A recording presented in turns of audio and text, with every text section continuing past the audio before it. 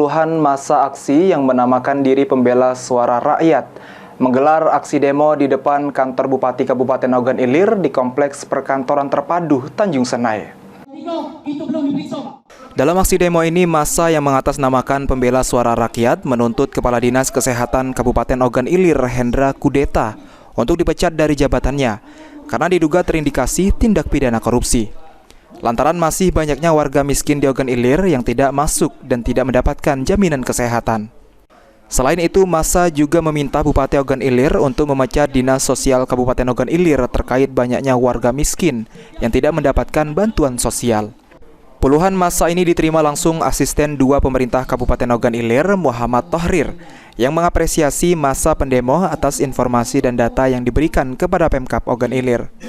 Temuan dan laporan ini akan disampaikan langsung kepada Bupati Ogan Ilir dan akan menjadi perhatian bagi pemerintah Kabupaten Ogan Ilir.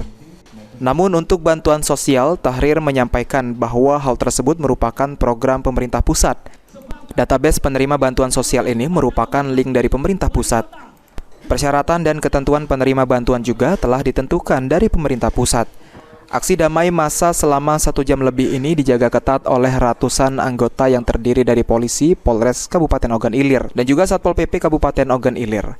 Massa membubarkan diri dengan tertib setelah menyampaikan aspirasinya. Saya sampaikan kita mengapresiasi karena ini juga bagian dari bentuk kontrol sosial ya, terkait dengan aktivitas ataupun kegiatan yang dilakukan Pemda.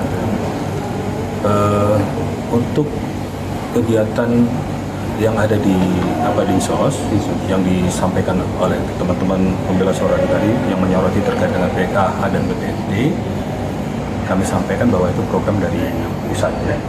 Bahkan sumber pendanaannya pun murni APBN. Jadi kalau PKH itu ada 4 komponen Pak Kadinsos ya, ada orang tua, manula, anak balita, disabilitas. Ahmad Romawi, PAL TV.